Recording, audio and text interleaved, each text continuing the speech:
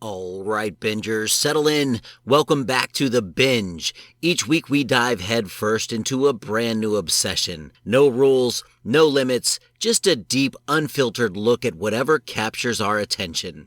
And this time around, we're pulling back the curtain on some truly wild chapters. We'll be plunging into the historical chaos of the Great London Beer Flood, reliving the global digital panic of the Y2K bug, and navigating the utterly terrifying early days of submarine warfare. So, clear your schedule, grab your favorite snack, and get ready to go all in, because once you start, you won't want to stop. It's the Binge Podcast where everything's a blast. It's the Binge Podcast. Come join us fast. Let me set the scene. It's October 17th, 1814. London is a sprawling, grimy beast of a city, still lit by gas lamps and powered by steam. And in the heart of it, specifically at the Horseshoe Brewery on Tottenham Court Road, stood some truly colossal vats. We're not talking about your grandpa's home brewing kit here. These were goddamn titans of timber and iron, holding hundreds of thousands of gallons of dark, rich porter, stewing away, fermenting, and building up an immense silent pressure. One particular vat, towering 22 feet high, held over 135,000 gallons of beer. Imagine that. More beer than you'll drink in 100 lifetimes, just sitting there, waiting for its moment to shine, or rather, to burst. The brewery was surrounded by a warren of cramped, dilapidated tenements. Poor families, mostly Irish immigrants, lived cheek by jowl in basements and ground floor rooms, just scraping by.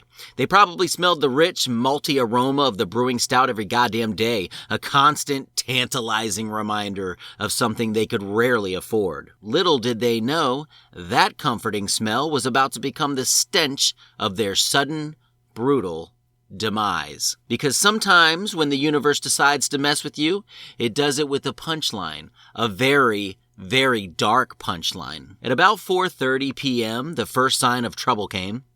A giant iron hoop, one of the many holding the monstrous vats together, snapped. A minor incident, you might think.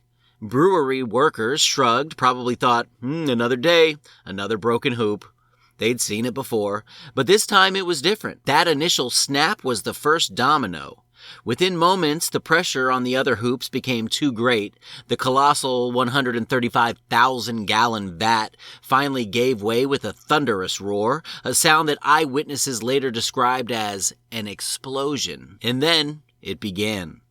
A tidal wave of fermenting porter, a dark, viscous, frothing torrent burst forth. It smashed into neighboring vats, creating a horrifying chain reaction. Soon, over 320,000 gallons of beer, yes, you heard that right, almost 1/3 gallons, were unleashed onto the streets of St. Giles. It wasn't just a spill, it was a goddamn tsunami. A wave of beer, estimated to be 15 feet high, surged down the narrow lanes, flowing like a liquid avalanche into the basements and homes of the unsuspecting poor. People didn't stand a chance. The sheer force of the liquid knocked down walls, crushed houses, and swept away everything in its path. Imagine the horror. One moment you're sitting in your basement flat, probably freezing your ass off. The next you're being drowned, crushed, or suffocated by a literal river of stout. It's a tragedy so absurd, so uniquely British in its execution, it almost sounds like a Monty Python sketch gone horribly wrong. Except people were actually dying. The immediate aftermath was a scene of utter horrific chaos.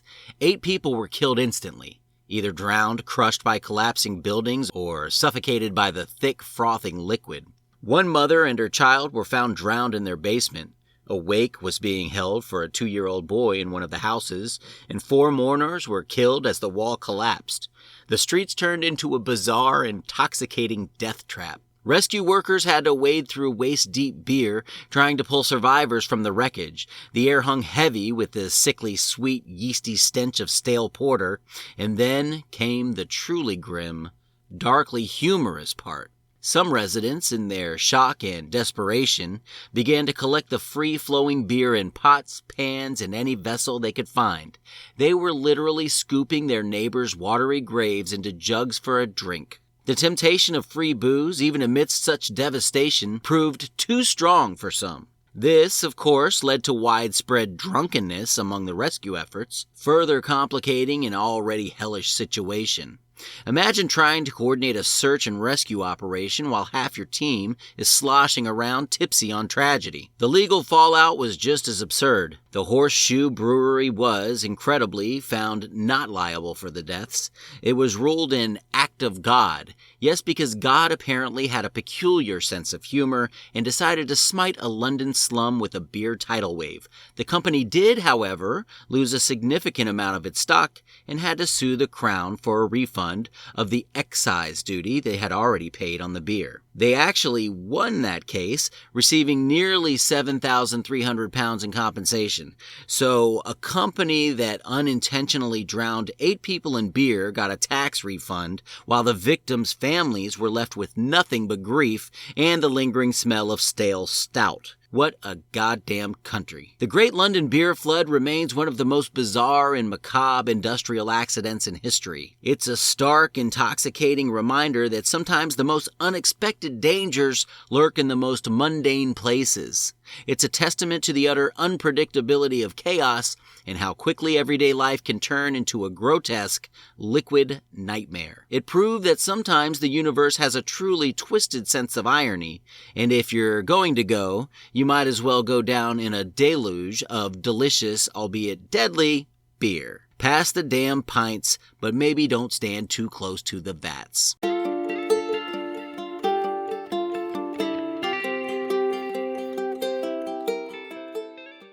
The Y2K bug, when the world prepared for the digital apocalypse and got a nap instead. It's the late 1990s. The internet is still a baby, dial-up screeching its infernal song, and humanity is buzzing with a blend of technological optimism and existential dread as the new millennium approaches. Computers, those miraculous machines that were rapidly taking over every aspect of our lives, had a dirty little secret. For decades, programmers, in their infinite wisdom and quest for saving precious memory, which was expensive as hell back then, had used 2 digits to represent the year. 98 for 1998, 99 for 1999. You see the problem, you astute bastards?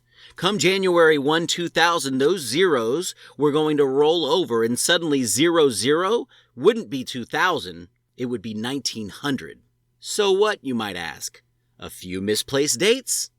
Oh, you sweet, naive summer child. The doomsayers saw the end of civilization as we knew it. Every computer, every system reliant on dates would presumably shit the bed simultaneously. Planes would fall from the sky, power grids would collapse, banks would erase your life savings, traffic lights would malfunction, sending humanity into a glorious, synchronized car crash. Elevators would plunge to their doom. The very fabric of society, held together by these flimsy 2-digit date fields, was about to unravel into a chaotic, post-apocalyptic wasteland. It was the ultimate digital monster under the bed, and it was coming to get us all. The panic, oh, the glorious, utterly irrational panic, was a thing of beauty. People actually believed this shit. Survivalist camps sprang up. People emptied their bank accounts, pulling out cash because the ATMs will fail. They hoarded non-perishable food, bottled water, propane tanks, and enough ammunition to fight off a small army of hungry neighbors. Generators became the new must-have accessory, capable of powering your futile attempts at normalcy while the rest of the world burned.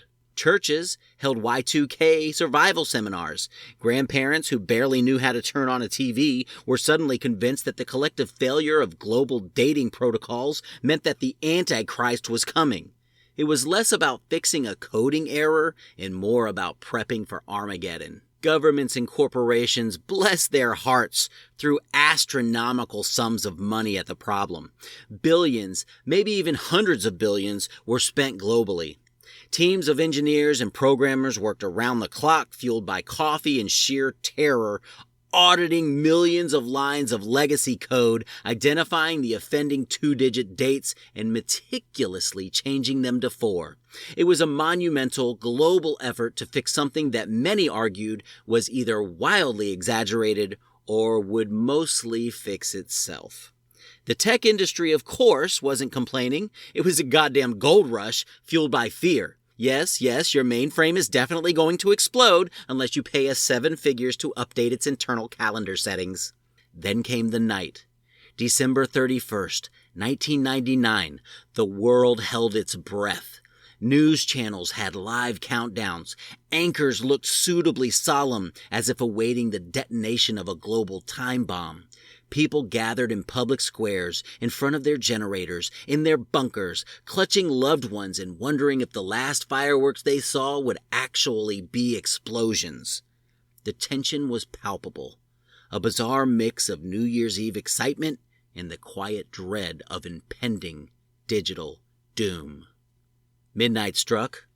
Sydney went first, then Tokyo, then Moscow, then Paris, then London, then New York. And what happened? Precisely nothing. A few minor glitches, sure. A video store in New York reportedly couldn't rent DVDs for a day. Some public transit ticketing systems had a hiccup. One chicken processing plant apparently reverted to 1900, but the plane stayed in the sky. The power grids hummed along. The banks didn't spontaneously combust. The world, quite astonishingly, just kept turning. The digital apocalypse was less Terminator and more a mild Tuesday afternoon.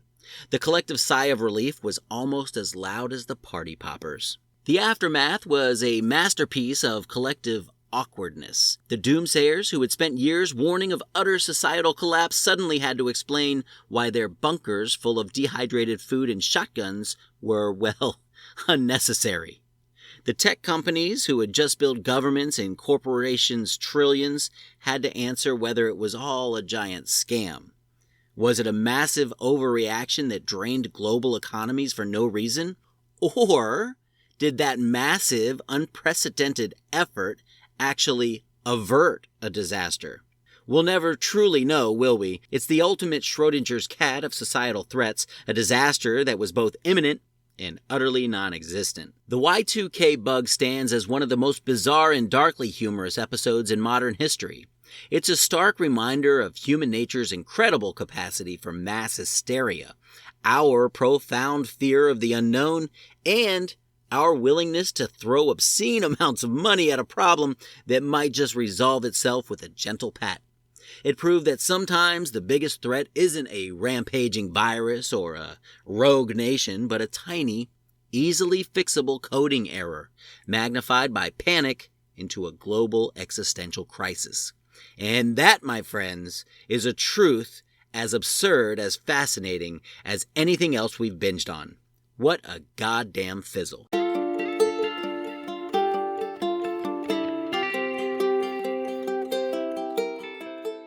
The Death Trap of the Deep, the early days of submarine warfare. Okay, it's the mid-19th century. The American Civil War is ripping the young United States apart. The Union, with its industrial might, has imposed a suffocating naval blockade on the Confederacy, choking its supplies and economy. Out of sheer desperation, the South turned its eyes to a terrifying, unproven concept: underwater warfare. Forget naval battles with grand ships and cannons. These desperate bastards decided to build iron coffins and strap explosives to them. And let me tell you, the early days of submarines were less about strategic advantage and more about inventing new, horrifying ways to accidentally kill your own damn crew. The Confederacy, short on traditional warships, poured its meager resources into what they hoped would be a game changer: the spar torpedo. This wasn't some fancy self-propelled weapon. It was a goddamn mine on a stick, designed to be rammed into an enemy ship. And to deliver this delightful package, they cooked up things like the David, a semi-submersible craft that mostly just floated low in the water. But the true masterpiece of suicidal ingenuity was the H.L. Hunley. The Hunley wasn't a boat. It was an iron cylinder, a glorified pressure cooker about 40 feet long and 4 feet wide. It had no engine. Its propulsion system was 8 men crammed shoulder to shoulder, hand cranking a propeller shaft. Imagine being sealed inside a metal tube in the dark with just enough air to last a few minutes, powered by the sheer, desperate muscle of your comrades, all for the chance to ram a bomb into a Union ship. It was a claustrophobic nightmare, the guaranteed panic attack in a can. What a patriotic way to die, right? The Hunley's track record was truly something to behold. Before it ever sank an enemy ship, it sank itself. Not once, not twice, but 3 goddamn times during trials, drowning almost its entire crew each time. The first sinking killed 5 men, including its original designer. The second killed all 8 of its crew, including Horace L. Hunley himself, one of its inventors. This submarine was less a weapon and more a meticulously engineered death trap, killing more of its own volunteers than any Union soldier ever did. Each time they'd pull it up, clean out the bodies, and find another crew of utterly insane, desperately patriotic volunteers to climb back inside. It was a testament to the Confederates' tenacity, or perhaps their profound lack of options. Despite its horrific track record, the Hunley was determined to see combat. On the night of February 17th, 1864, it finally got its chance. Under the cover of darkness, it crept towards the USS Housatonic, a Union sloop of war blockading Charleston Harbor. The hand-cranked crew strained, pushed the sub forward. They successfully rammed their spar torpedo into the Housatonic's hull. The mine detonated. The Housatonic sank in minutes, taking 5 Union sailors with it. It was a historic moment, the first combat submarine to sink an enemy warship. But the victory was short-lived, and, true to form, absolutely fucking tragic. The Hunley never returned. After its successful attack, it simply vanished, taking its 3rd crew to a watery grave. For decades, its fate was a mystery. Was it hit by the Housatonic's falling mast? Did the explosion somehow cause internal damage? Did the crew simply run out of air, suffocated in their moment of triumph?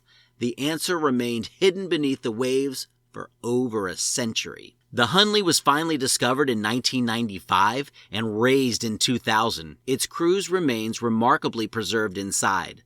The grim truth of their death emerged. They died not from enemy fire, but from the very blast they created. The shockwave of their own torpedo likely knocked them unconscious, then killed them.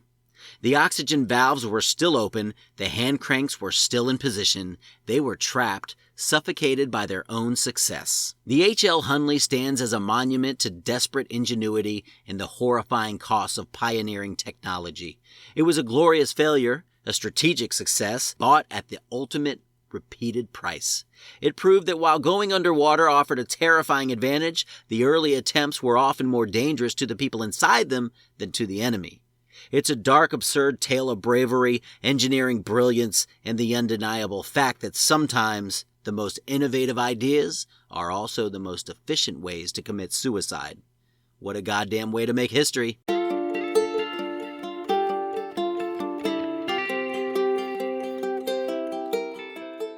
If you enjoyed this episode, please like and subscribe. Are you tired of financial literacy books that feel like they were written by robots? You know, the ones that are so dry you need a glass of water just to get through a chapter?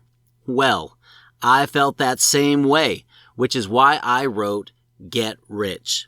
Now let me be clear. I'm not some fancy financial guru with a string of certifications. What I am is someone who's figured out a few things on my own journey to accumulating wealth.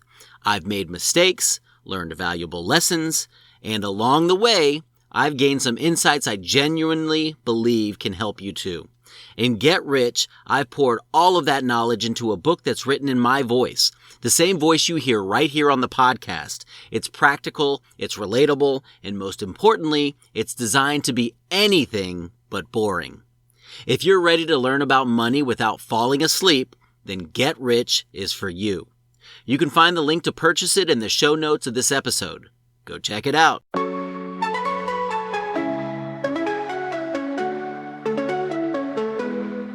Tune in right now. Got stories to tell, from the small to the grand, all under one spell. We talk about this, we laugh about that, from the strange to the bliss. Get ready to chat. It's the Binge Podcast, where everything's a blast. It's the Binge Podcast, come join us fast.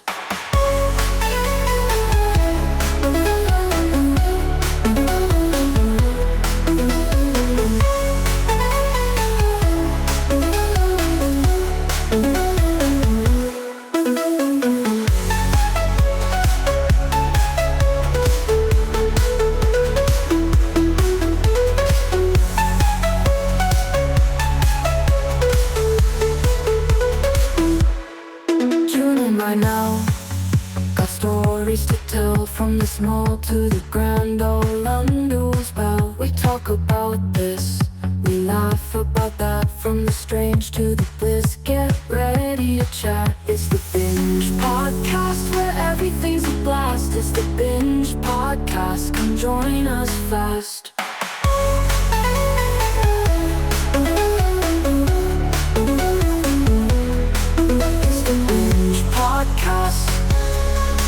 Where everything's a blast. It's the Binge Podcast, come join us fast.